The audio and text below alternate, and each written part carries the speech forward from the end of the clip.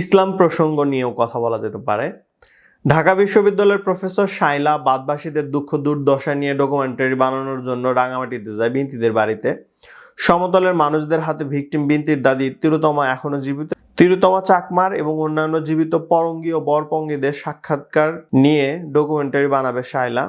তো সে যখন বাসে করে যাচ্ছিল তখন বাংলা ভাষার আধিক্য চোখে পড়ায় শাইলা যেন একটু বিরক্ত। অথচ কার্পাস মহলে অন্যান্য জায়গায় বলতেছেন যে পাহাড়ে এখন বাঙালিদের সংখ্যাও অনেক, প্রায় সমান সমান। তাকে সব থেকে বেশি চিন্তিত মনে হয়েছে হালাল সাবান আর হালাল টুথপেস্টের বিজ্ঞাপন দেখে। আর সন্তানকে মাদ্রাসায় পাঠানোর আর্জি দেখে তো শাইলার মনে হয়েছে যে মোল্লারা ফতুয়া জারি করছে বা হুকুম দিতেছে।